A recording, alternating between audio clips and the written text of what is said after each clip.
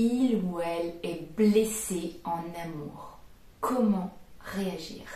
Bonjour à toutes et à tous et bienvenue sur ma chaîne Esther Valentin, votre coach spécialisé en vie sentimentale.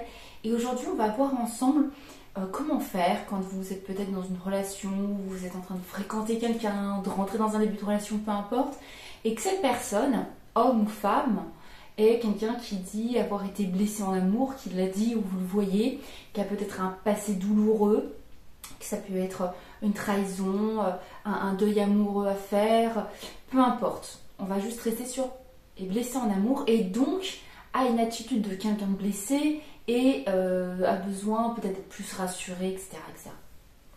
En gros, il ou elle a souffert en amour et c'est la relation avec vous qui en souffre. En tout cas, vous allez ou vous avez déjà tout fait pour le rassurer, mais ça ne suffit pas. Je vais dire il, je vais dire le, mais vous comprenez bien que ça marche pour une femme. Il y a autant d'hommes que de femmes qui sont blessés et qui vont avoir les attitudes d'une personne blessée dans la relation nouvelle qui se passe. Et pourtant, je parle vraiment du fait que ce n'est pas vous qui avez blessé. Vous arrivez dans une relation et cette personne vient avec son passé qui l'a blessé. D'accord? Je pose vraiment le contexte. Donc ça peut être qu'il a manqué d'amour, qu'il a été trompé, comme je vous l'ai dit, etc. Et vous êtes là et vous vous demandez quoi faire. Vous vous demandez qu'est-ce que vous pouvez faire de plus pour rassurer cette personne et faire en sorte qu'elle s'engage avec vous. Eh bien c'est simple, l'erreur est déjà là. Et oui, je me permets de dire l'erreur. C'est déjà l'erreur de se demander qu'est-ce que je peux faire pour le rassurer. Si je vous dis ça, c'est parce que j'ai déjà eu ces questions. Que ce soit en commentaire, que ce soit en coaching. Mais qu'est-ce que je peux faire pour le rassurer plus? Il a peur, il ne veut pas s'engager. Puis moi, je lui dis que je suis fidèle, que je suis ci, que je suis ça. Et voilà, je dis tout ça. Et puis, j'essaye tous les jours de lui montrer, etc. L'erreur est là. Pourquoi je vous dis que c'est une erreur? Vous n'êtes pas un sauveur, vous n'êtes pas une sauveuse, vous n'êtes pas le psy de la personne, vous n'êtes rien de tout ça, vous n'êtes pas infirmier ou infirmière. Vous êtes, dans tous les cas, vous n'avez pas le rôle à jouer pour sauver l'autre ou pour plus le rassurer que nécessaire.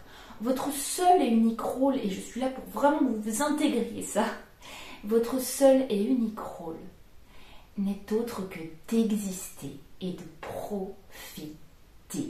Je vais vous expliquer pourquoi, évidemment.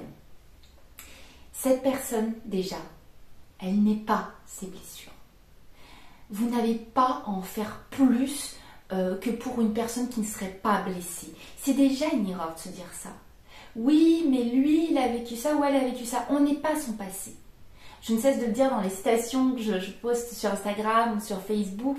Nous ne sommes pas notre passé. Il nous a aidé à nous construire. On a peut-être encore des choses à voir avec. On a peut-être du travail à faire. Mais on ne peut pas ramener son bagage de passé et dire tiens, porte-le à l'autre. Non, c'est injuste envers vous. Et c'est aussi injuste envers la personne qui est blessée. Parce qu'en fait, il va être dans cette position, il va dégager sa blessure sur l'autre et vous responsabiliser de cette blessure. Vous n'avez pas blessé cette personne. Chacun porte ses blessures. On peut se soutenir en couple, mais on ne peut pas faire le travail de l'autre. J'insiste vraiment. Donc quand je vous dis déjà, cette personne n'est pas ses blessures, parce que vous êtes en train de lui mettre une étiquette de il est plus que quelqu'un d'autre ou il est moins que quelqu'un d'autre. Prenez cette personne comme elle est avec ce qu'elle a à vous donner. C'est tout. C'est juste remettre les choses à leur équilibre. Donc vous avez le droit et même le devoir de poser vos limites avec cette personne. Oui, je vous le rappelle, vous ne payez pas pour les autres. Je vais donner un petit exemple pour expliquer déjà cette première base. Imaginons cette personne a été trahie, trompée, elle a développé une forme d'insécurité et de par ses blessures, elle va justifier et s'excuser de demander d'avoir plus de contrôle, que vous coupiez peut-être plus avec vos amis, ou que vous disiez plus où vous êtes, ou de vous demander plus de choses sur tiens, c'est qui que t'écris, c'est qui ce mec, j'aime pas. Attention, si c'est sous couvert de ces blessures, oui mais moi j'ai besoin d'être rassurée parce que... Non.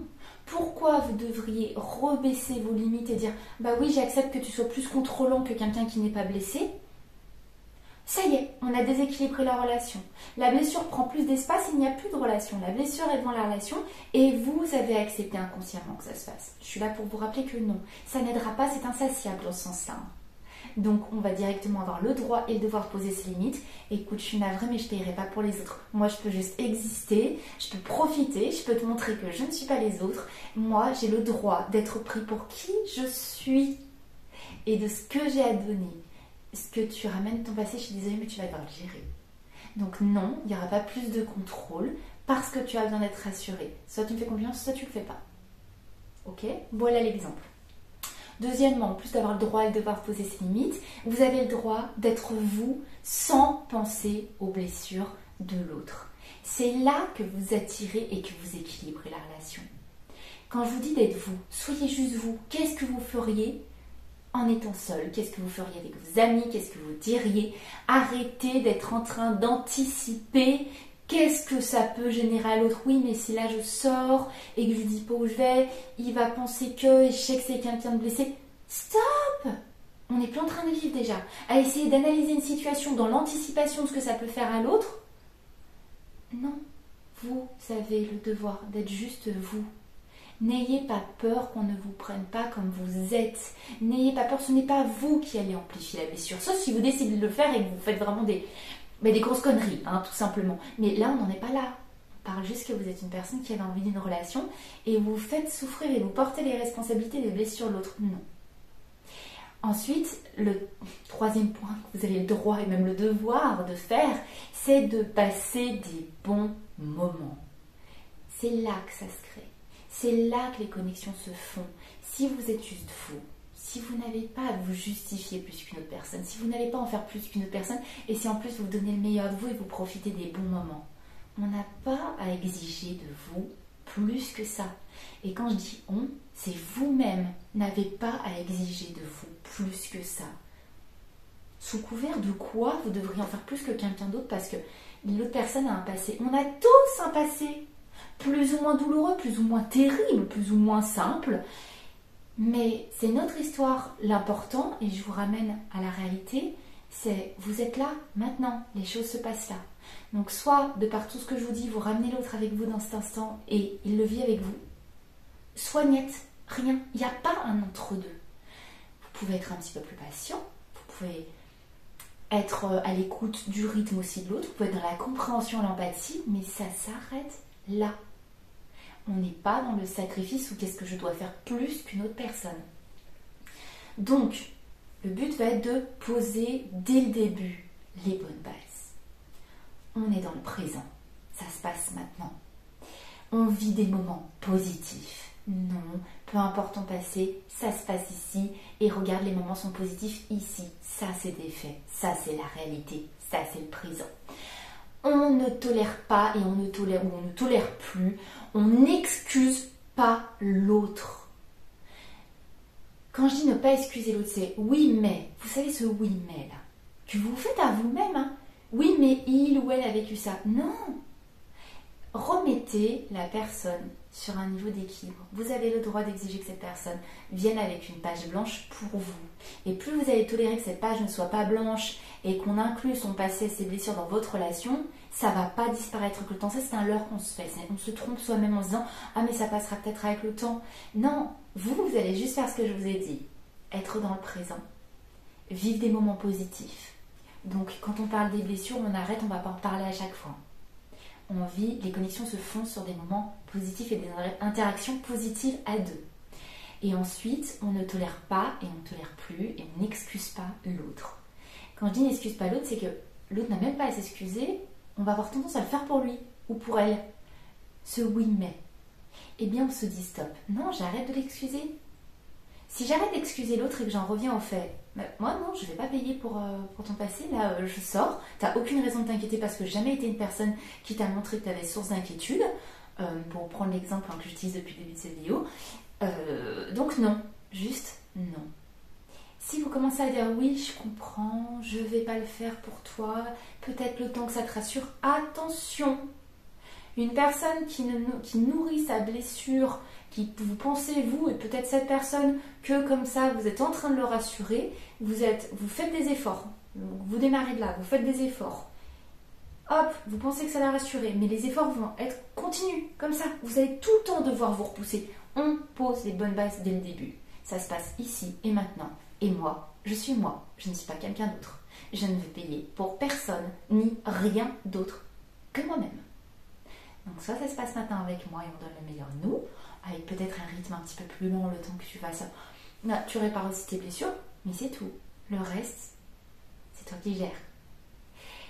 Le but de tout ça, ça va être que derrière ce comportement-là que j'essaye de vous parler, ce mindset, vous allez tout simplement être beaucoup plus attirant ou attirante. Et en plus, vous allez rassurer finalement de la bonne manière. Ce que j'entends de la bonne manière, vous êtes vous, pas quelqu'un d'autre. Et vous n'avez à être puni pour rien d'autre que vous-même et que votre comportement. Remettre en place cette justice dès le début, c'est permettre à la relation de s'épanouir sur des bonnes bases et finalement que l'autre se force, sera dans le meilleur environnement pour se rassurer lui-même. S'il essaie d'auto-saboter la relation de par son passé, vous ne rentrerez pas dans ce jeu-là vu que vous aurez posé les bonnes bases. Si une personne est vraiment dans l'auto-sabotage, eh bien écoutez, je vais vous dire un truc un petit peu dur. Tant pis. Elle veut ruiner son bonheur actuel, tant pis, mais au moins vous lui mettrez sous le nez parce que vous êtes le bonheur. Vous êtes le truc super positif de sa vie. C'est plus difficile de saboter quelque chose d'extrêmement bon et d'extrêmement sain. Alors que si vous rentrez dans le jeu vicieux de j'essaye d'en faire plus, ça va le conforter dans sa petite zone. L'autre personne va être confortée et finalement, on ne se rend pas compte. Mais comme ça, on la laisse bien mijoter dans sa blessure. Il va encore rien faire et pas se bouger pour que ça disparaisse. Donc rassurer de la bonne manière, c'est se rappeler « je suis moi » et la vie se passe maintenant. J'espère vraiment que cette vidéo vous a plu. Si c'est le cas, n'hésitez pas à la liker, n'hésitez pas à mettre un petit commentaire aussi, j'essaie vraiment de répondre au maximum. Et puis dans tous les cas, vous savez très vite qu'on se retrouve pour une prochaine vidéo. Donc je vous dis à très bientôt parce que je ne vous lâche pas. Bye bye.